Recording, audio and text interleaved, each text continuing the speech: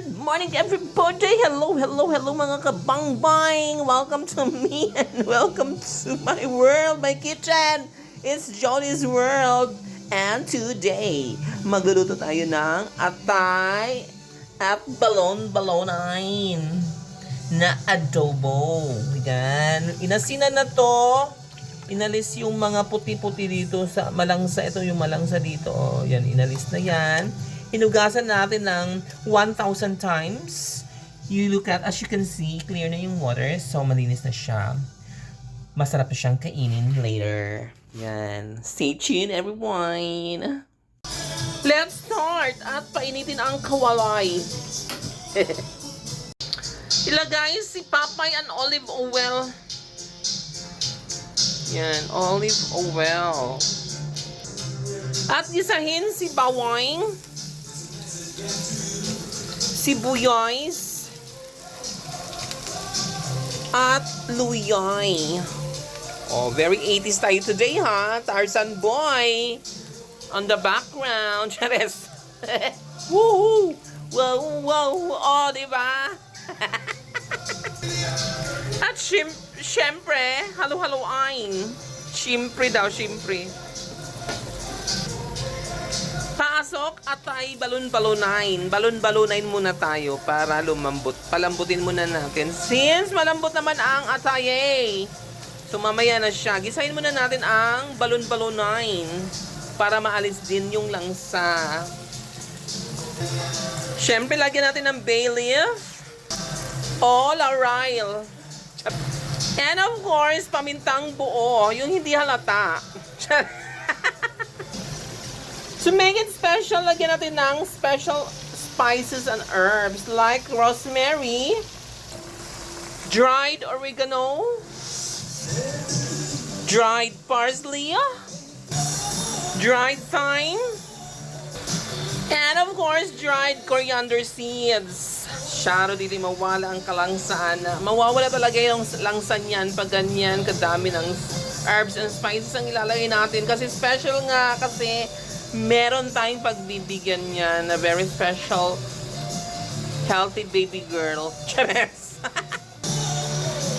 Hindi siya kumakain ng chicken, pero kumakain siya ng atay balon-balonain. Hello Makay!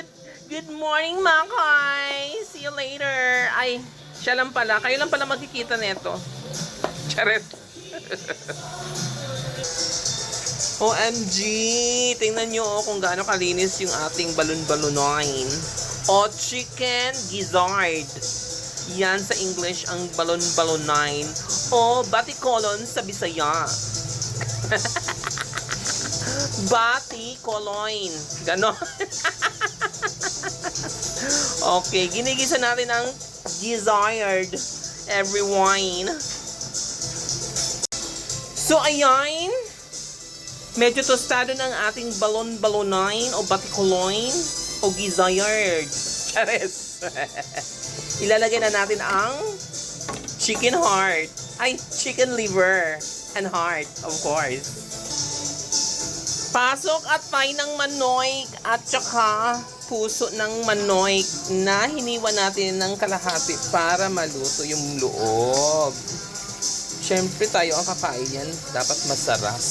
Yan na. Dami-dami rin to. Tapos, wag na natin siyang halo-haloain para hindi maduroy. Takpain for 1 minute. At pasok natin ang vinegar o suka. And simmer for 5 minutes. After 5 minutes, lagyan na natin ng toyo.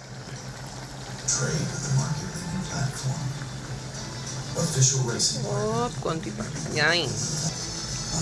And oyster sauce. Okay. And 1 cup of tubig kanal. Charis. Haluin ng very, very slight.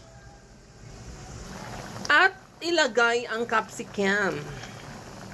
Saka natin lutuin in low heat for about an hour. So while waiting, kakain muna tayo kasi nagugutom na si Watashiya. Kain muna tayo everyone while waiting sa ating niluluto, mga kabangbang. Special mention to Kimi and Winley.